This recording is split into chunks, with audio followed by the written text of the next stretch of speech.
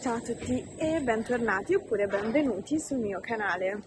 Come potete vedere oggi sono in centro, nella zona di Campo dei Fiori e sto andando a fare una chiacchierata con una persona che lavora qui.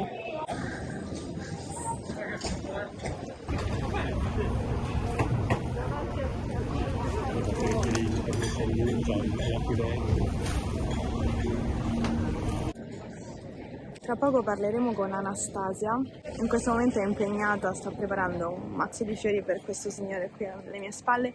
Appena si libera le facciamo qualche domanda. Allora, sono qui con Anastasia, grazie mille per aver accettato di rispondere alle domande.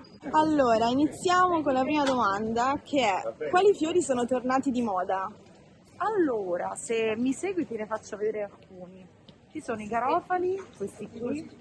Ovviamente adesso non ci sono molti colori perché sono terminati in questo momento. Però questo è uno dei classici fiori che era considerato il fiore per i morti, no? Mentre invece adesso le persone gli piace metterselo in casa. Un altro fiore anche molto semplice è questo qua, che si chiamano fiore di carta o statici. Se voi li toccate sembrano fiori finti, mentre invece sono fiori effettivi veri con l'acqua.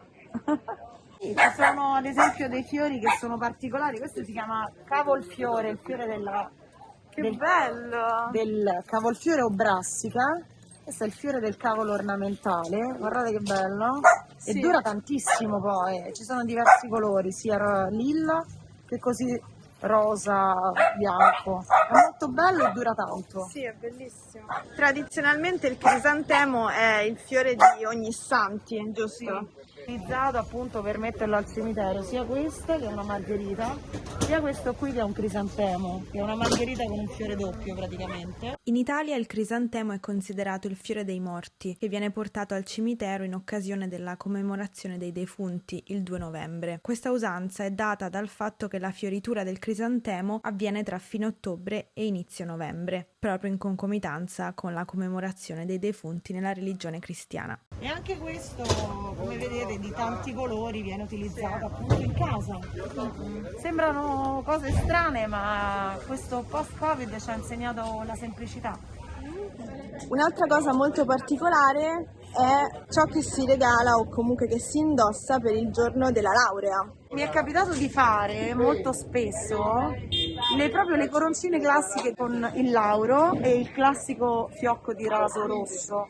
Vi faccio vedere alcune foto del giorno della discussione della mia laurea triennale e della laurea specialistica, per mostrarvi nella realtà questa tradizione della corona di alloro. Però, ultimamente soprattutto, mi è capitato di fare proprio delle coroncine speciali, no? Diciamo così, con dei fiori particolari, come ad esempio i peperoncini. Ti racconto, post-Covid, quindi siamo stati chiusi, lockdown, noi abbiamo riaperto e dopo una settimana neanche capitava la festa della mamma. Non immagini le persone che sono venute a fare dei bouquet colorati per le proprie mamme, ma anche la semplice rosa rossa, guarda. Cioè il fattore di regalare un fiore in questo tipo di periodo si è rivalutato tantissimo, perché veramente sono tornati quei piccoli pensieri che si erano persi. Sono tornate le piccole cose, i piccoli fiori semplici, la voglia di regalare, di concedersi anche un fiore per casa, perché magari uno è da solo e si fa compagnia col fiore. Ieri è venuta una ragazza e mi fa: guarda, vado da una mia amica a trovarla, gli lascio i fiori in ascensore perché lei ha il Covid e quindi non può uscire di casa. Dice: io gli lascio i fiori in ascensore col bigliettino, li suono. Però è un modo per stargli vicino, Certo. capito? È una cosa che fa molto piacere, perché poi tu, da fioraia, fai parte di quel piccolo pensiero. Mi immagino tutte le persone, ad esempio, di Natale che sono venute ad acquistare da me i centri tavola. Io mi sono immaginata di poter far parte di quel contesto in quel determinato giorno. Per me è stata una gioia, oltre che una soddisfazione, perché dicono: oh, i tuoi centri tavola sono molto belli. Certo. Quindi avere un buon prodotto, lavorarlo bene, poi far sì che il cliente torni, è una cosa che ci vuole tanta costanza, però Certo. ti dà tanta soddisfazione. È vero, Quindi, sì. ma io spero che chi senta queste parole in qualche modo si risenta, perché non è solo nel mio lavoro, ma è anche in tanti altri. Per qual è una tua giornata tipo? Allora, ultimamente una mia giornata tipo è sveglia prestissimo, vado al mercato ad acquistare appunto i prodotti, vado a sceglierli soprattutto, poi vengo qui, apro il banco e sto fino alla sera, poi richiudo e torno a casa, quindi diciamo che faccio dalle 13 alle 14 ore al giorno. Poi, vabbè, poi dipende anche dalla mole di lavoro che è in determinati periodi, perché ad esempio Natale è un periodo dove si lavora tanto. Però io non mi abbatto, anzi sono molto contenta di poter lavorare, di poter andare avanti. Diciamo che il Covid a me ha portato molta più forza di volontà, anche perché appunto stando chiusi per 3 mesi all'incirca è stato pesante. Ben venga la rinascita, Certo, io la chiamo assolutamente. Poi in mezzo ai fiori mezzo è ai molto fiori. più metaforico, In molto mezzo- più è bello. E quindi dove andare? A Campo dei Fiori a comprare i fiori. Esatto, sì. Pippo Campo dei Fiori, che sarebbe mio padre, poi tra l'altro. Che sta lì lui dietro, non so se vuole istituzionale, salutare. Mio padre qui è più di 30 anni che ha questo stand, questo banco qui a Campo dei Fiori. Io, diciamo, gli do una mano. Stiamo continuando Sì, con tanti sforzi, perché appunto sappiamo tutti il periodo che è, però sì. Ma le cose che vale la pena fare sono quelle che richiedono sforzo.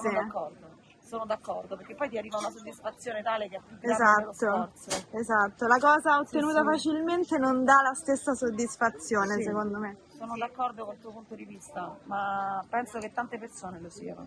Un'ultima domanda, quando si compone un mazzo di fiori, Ci sono delle regole riguardanti il numero di fiori? Allora, per quanto riguarda le rose, sì, nel senso che la rosa singola viene venduta viene regalata o dispara o a dozzina. Quindi che vuol dire? Che se io volessi fare un regalo a te, magari sono innamorata o comunque un pensiero per un compleanno, ok? Invece di regalarti o ti regalo una rosa o te ne regalo 12. Ah, ok. Oppure te ne regalo 7, ok? Quindi mai pari, ma solo a dozzina sono pari, ok? Ok. Questo diciamo è la regola delle rose, mentre per gli altri tipi di fiori no, non c'è una regola fissa. Ognuno va anche a sensazione, a colore, a gusto. Sì, perché ti devo ringraziare per la disponibilità e la simpatia con cui hai accettato di fare Grazie a questo tutti voi. video.